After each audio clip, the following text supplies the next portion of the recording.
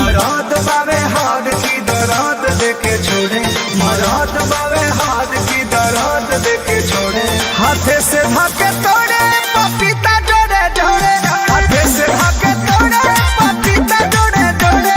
पलानी में जवानी जेसीबी लेखा कोड़े, पलानी में जवानी जेसीबी लेखा कोड़े, हाथे से भागे तोड़े पपीता जोड़े जोड़े, हाथे से भागे तोड़े पपीता जोड़े जोड़े।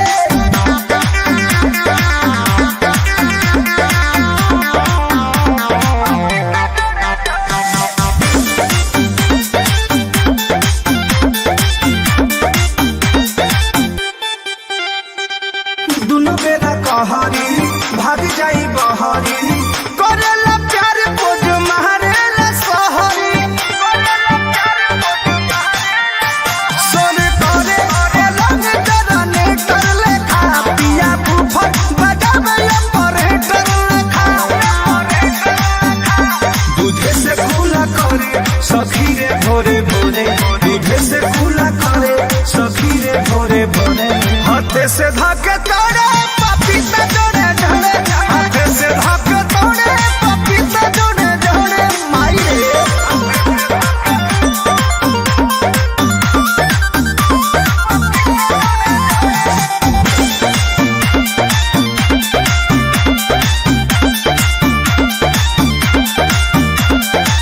जब जब छुए लगी हम मुँहे, छोड़ी के सब खाली महंगे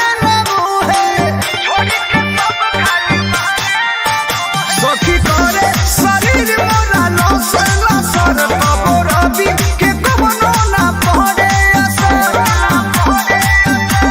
ई प्रेमी परमोध बिना खइले नाही छोड़े, ई प्रेमी परमोध बिना खइले नाही छोड़े, हाथे से धके तोड़े पपीता जोड़े जोड़े, हाथे से धके तोड़े पपीता जोड़े जोड़े। साफ लगता कि अलग कर दिए सखी।